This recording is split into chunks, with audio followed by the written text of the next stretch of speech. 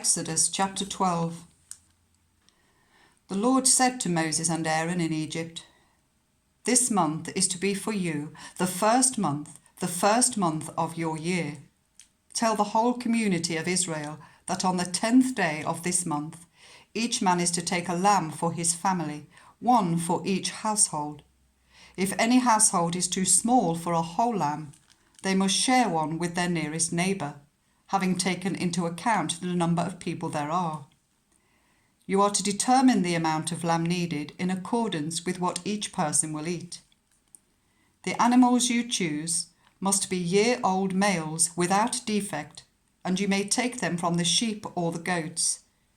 Take care of them until the 14th day of the month, when all the members of the community of Israel must slaughter them at twilight. Then they are to take some of the blood and put it on the sides and tops of the door frames of the houses where they eat the lambs.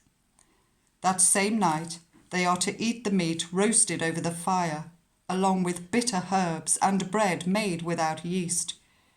Do not eat the meat raw or boiled in water, but roast it over a fire, with the head, legs, and internal organs. Do not leave any of it till morning. If some is left till morning, you must burn it. This is how you are to eat it, with your cloak tucked into your belt, your sandals on your feet, and your staff in your hand. Eat it in haste. It is the Lord's Passover. On that same night, I will pass through Egypt and strike down every firstborn of both people and animals, and I will bring judgment on all the gods of Egypt. I am the Lord. The blood will be a sign for you on the houses where you are, and when I see the blood, I will pass over you. No destructive plague will touch you when I strike Egypt. This is a day you are to commemorate.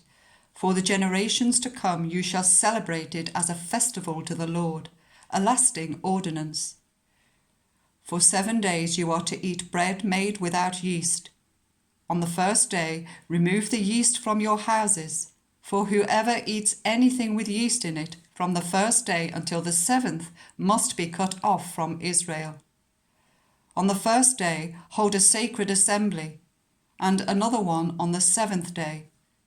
Do no work at all on these days, except to prepare food for everyone to eat. That is all you may do. Celebrate the festival of unleavened bread, because it was on this very day that I brought your divisions out of Egypt. Celebrate this day as a lasting ordinance for the generations to come. In the first month you are to eat bread made without yeast, from the evening of the 14th day until the evening of the 21st day. For 7 days no yeast is to be found in your houses, and anyone, whether foreigner or native born, who eats anything with yeast in it must be cut off from the community of Israel. Eat nothing made with yeast. Wherever you live, you must eat unleavened bread." Then Moses summoned all the elders of Israel and said to them, "Go at once and select the animals for your families and slaughter the Passover lamb. Take a bunch of hyssop, dip it into the blood in the basin and put some of the blood on the top and on both sides of the doorframe. None of you shall go out of the door of your house until morning.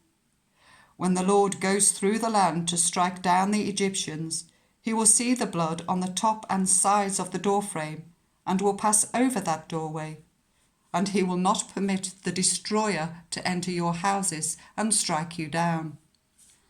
Obey these instructions as a lasting ordinance for you and your descendants. When you enter the land that the Lord will give you as he promised, observe this ceremony. And when your children ask you, 'What does this ceremony mean to you?' then tell them, 'It is the Passover sacrifice to the Lord, who passed over the houses of the Israelites in Egypt and spared our homes when he struck down the Egyptians.' Then the people bowed down and worshipped. The Israelites did just what the Lord commanded Moses and Aaron.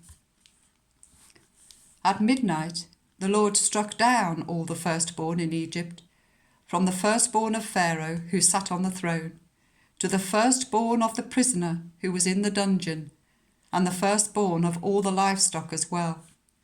Pharaoh and all his officials and all the Egyptians got up during the night, and there was loud wailing in Egypt, for there was not a house without someone dead. During the night, Pharaoh summoned Moses and Aaron and said, "Up, leave my people, you and the Israelites. Go, worship the Lord as you have requested. Take your flocks and herds as you have said, and go, and also bless me." The Egyptians urged the people to hurry and leave the country, for otherwise, they said, we will all die. So the people took their dough before the yeast was added, and carried it on their shoulders in kneading troughs wrapped in clothing. The Israelites did as Moses instructed, and asked the Egyptians for articles of silver and gold and for clothing. The Lord had made the Egyptians favourably disposed towards the people, and they gave them what they asked for, so they plundered the Egyptians. The Israelites journeyed from Ramesses to Succoth. There were about 600,000 men on foot, besides women and children. Many other people went up with them, and also large droves of livestock, both flocks and herds. With the dough the Israelites had brought from Egypt, they baked loaves of unleavened bread. The dough was without yeast, because they had been driven out of Egypt and did not have time to prepare food for themselves. Now the length of time the Israelite people lived in Egypt was 430 years. At the end of the 430 years, to the very day, all the Lord's divisions left Egypt, because the Lord kept vigil that night to bring them out of Egypt. On this night all the Israelites are to keep vigil, to honour the Lord for the generations to come. The Lord said to Moses and Aaron, "These are the regulations for the Passover. No foreigner is to eat of it. Any slave you have brought may eat of it after you have circumcised him, but a temporary resident or a hired worker may not eat it. It must be eaten inside one house. Take none of the meat outside the house. Do not break any of the bones. The whole community of Israel must celebrate it.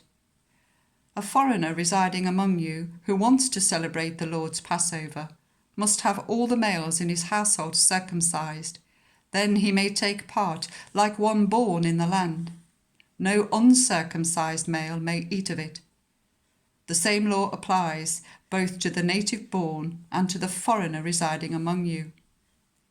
All the Israelites did just what the Lord had commanded Moses and Aaron, and on that very day the Lord brought the Israelites out of Egypt by their divisions.